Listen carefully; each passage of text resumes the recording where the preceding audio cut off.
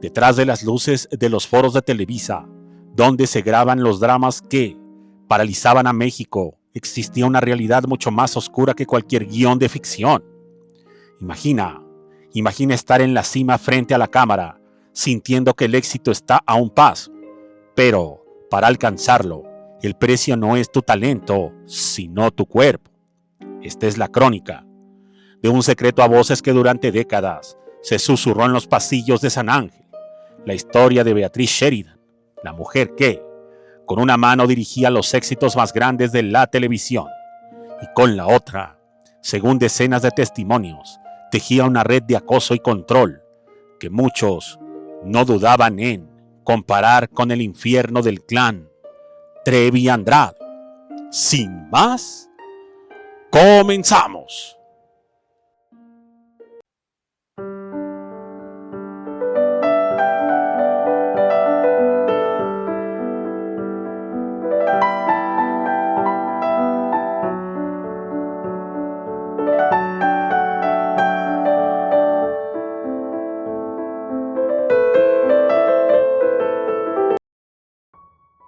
Beatriz Sheridan no era cualquier persona, era una institución, de alumna predilecta de Seki Sano a convertirse en la directora de cabecera de Valentín Pimstein.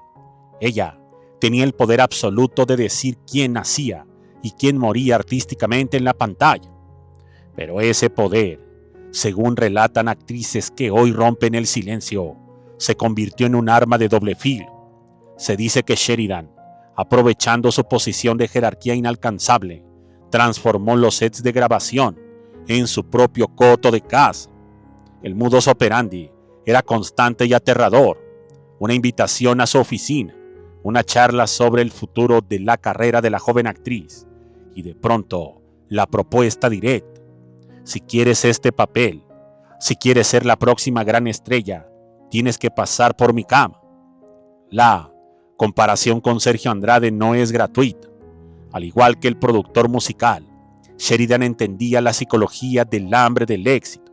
Sabía que, para una actriz joven, el rechazo de la madrastra significaba el fin de sus sueños.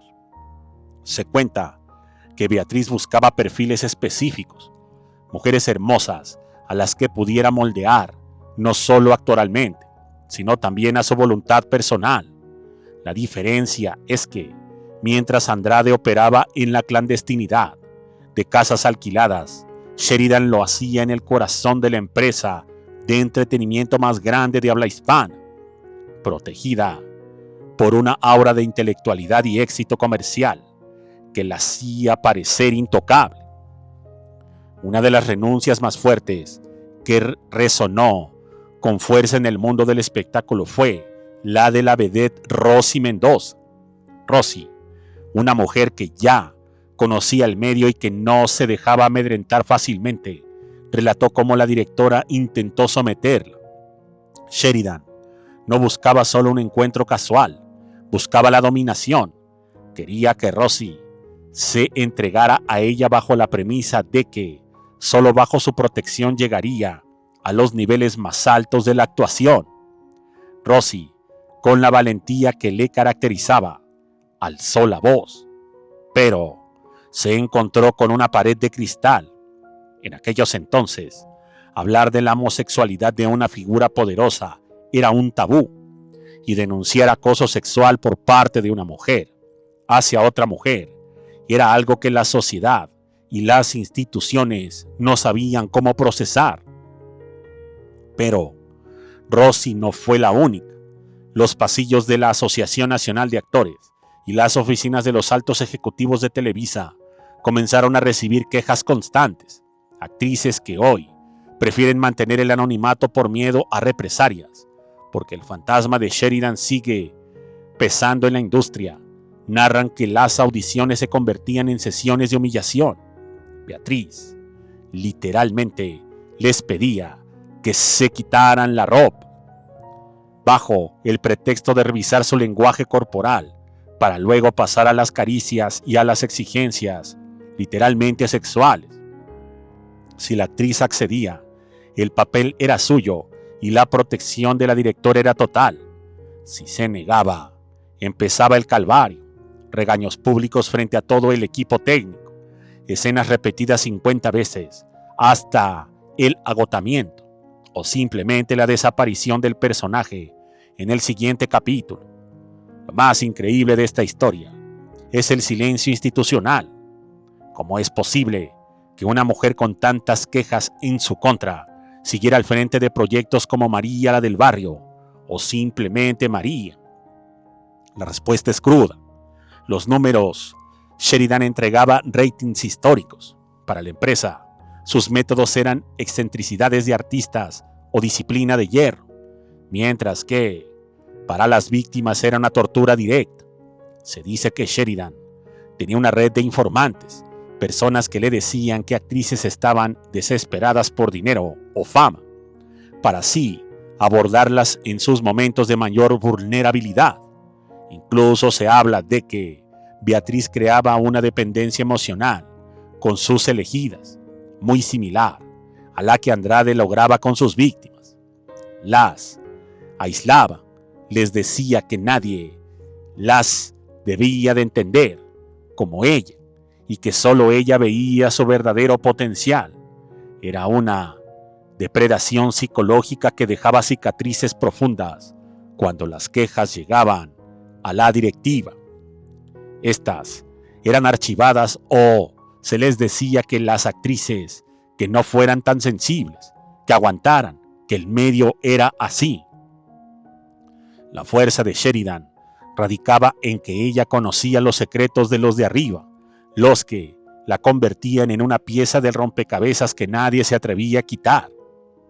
Se sabe que Beatriz, a pesar de que tenía una amante o esposa en aquellos momentos, que también fue una gran actriz, me refiero a Maricruz Olivier, Beatriz no se detenía, hostigaba, seguía, incluso llegó a obligar a una actriz, literalmente enseñándole una arma. Se sabe también que Beatriz consumía estupefacientes, también tenía problemas de adicción. Sin embargo, y como mencionamos, literalmente era un baluarte, un pilar de Televisa que jamás iba a ceder. Hoy, al analizar el legado de Beatriz Sheridan, nos encontramos con un caluroso y violento punto real. Por un lado, la directora visionaria que cambió la forma de hacer melodramas, y por otro lado, la figura que presumiblemente utilizó su poder para saciar deseos personales a costa de la integridad de jóvenes y mujeres.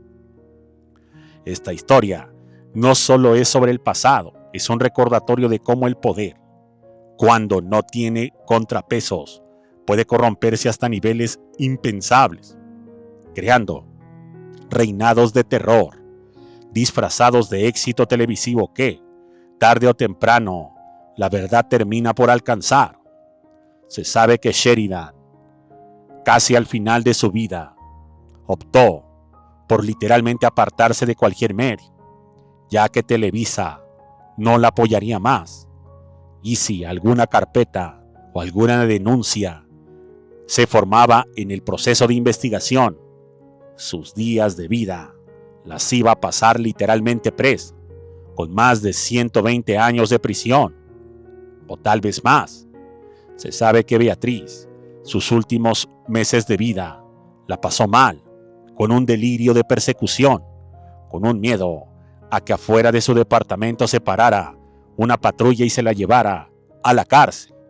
Esta es una realidad que nadie pudo negar, y lo lamentable del caso es que, como la mayoría de estos asuntos, quedó impune para la sociedad. Muchas gracias y hasta la próxima.